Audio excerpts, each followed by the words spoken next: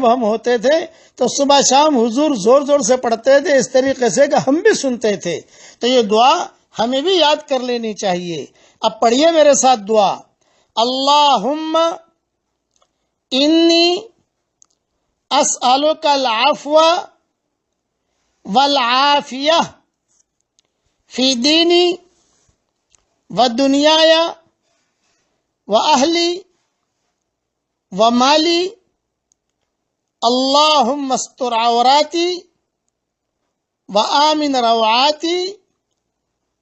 اللہم احفظنی من بین یدی ومن خلفی وعن یمینی وعن شمالی ومن فوقی وأعوذ بعظمتک ان اغتال من تحتی.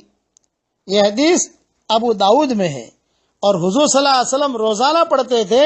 وہ جو جملے میں نے پڑھوائے ہیں یہ نبی کی زبان سے نکلے ہوئے جملے ہیں.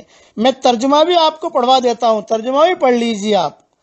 ترجمہ: یا اللہ میں آپ سے دنیا اور آخرت میں عافیت کا سوال کرتا ہوں.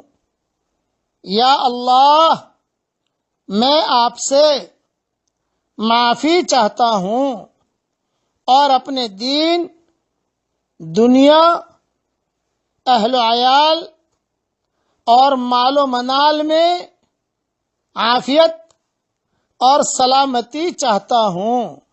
یا اللہ آپ میرے عیوب پر پردہ ڈال دیجئے اور مجھ کو خوف کی چیزوں سے امن نصیب فرمائیے. یا اللہ آپ میری آگے, پیچھے, دائیں, بائیں اور اوپر سے حفاظت فرمائیے. اور اے اللہ میں آپ کی عظمت کی پناہ لیتا ہوں اس سے کہ میں نیچے کی جانب سے اچانک ہلاک کر دیا جاؤں. کیسا زبردست ترجمہ ہے. یہ دعا کے پڑھنے کا بھی اہتمام کیجئے.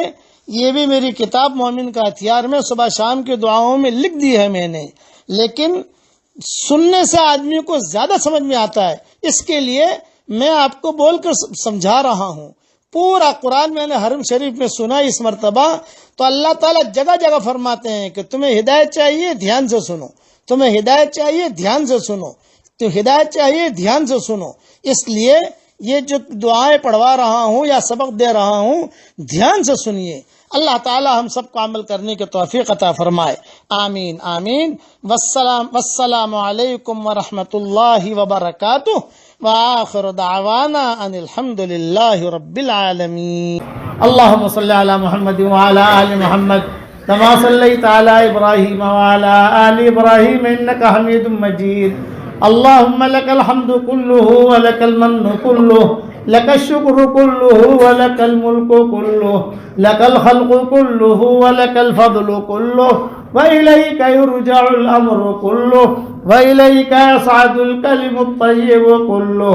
اللہم لک الحمد بالاسلام لک الحمد بالایمان لک الحمد بالقرآن لك الحمد حتى ترضى لك الحمد إذا رضيت لك الحمد بعد الرضا.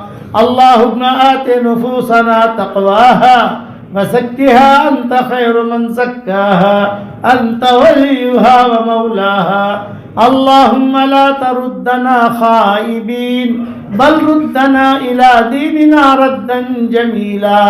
اللهم مغفرتك أوسع من ذنوبنا ورحمتك أرجى عندنا من أعمالنا. اللهم اجعل القرآن العظيم ربيع قلوبنا ونور صدورنا وجلاء أحزاننا وذهاب همومنا وغمومنا وسائقنا وقائدنا إليك وإلى رضوانك وإلى جناتك جنات النعيم.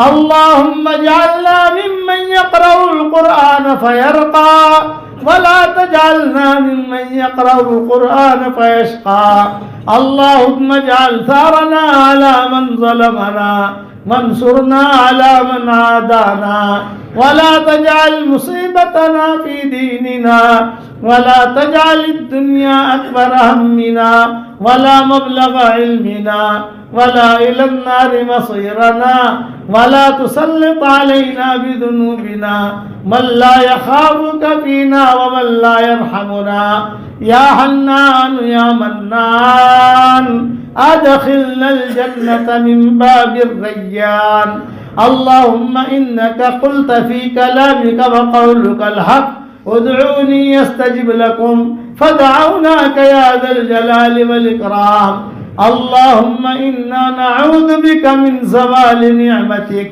وتحول عافيتك وفجاءة نقمتك ومن جميع سخطك برحمتك یا ارحم الراحمین۔ اے اللہ ہمارے گناہوں کو معاف فرما، اے اللہ ہماری خطاؤں سے درگزر فرما، اے اللہ پورے تالی پورا والوں کو قبول فرما، ان کے قرب و جوار والی بستیوں کو قبول فرما، جتنا مجمع آیا ہے ان سب کو قبول فرما۔ اے اللہ میری تشکیل پر جو روزانہ 100 مرتبہ سورہ اخلاص پڑھنے کی عادت ڈالے، اے اللہ اس کی ساری دعاؤں کو قبول فرما، اس کی ساری پریشانیوں کو دور فرما، اور جس نے 5 لاکھ مرتبہ پڑھنے کا ارادہ کیا ہو اے اللہ اس کو پورا کرنے کی توفیق عطا فرما۔ اے اللہ جس کرم سے آپ نے ہمیں یہاں جمع کیا ہے، تیرے اسی کرم سے جنت الفردوس میں تیرے نبی کے پڑوس میں ہماری قیامت تک کے آنے والی نسلوں کے ساتھ تو ہم سب کو جمع فرما دے۔ اے اللہ اگر آپ نے ہمارا نام سعید اور نیک بختوں میں لکھا ہو تو ہمارا نام انہیں میں لکھے رکھیو، اور اگر آپ نے ہمارا نام شقی اور بدبختوں میں لکھا ہو تو ہمارا نام ان کی فہرست سے مٹا دینا، اور نیک لوگوں کی فہرست میں ہمارا نام لکھ لینا۔ لکھنا بھی آپ کا کام ہے، مٹانا بھی آپ کا کام ہے، لوح و قلم بھی آپ کے پاس ہے۔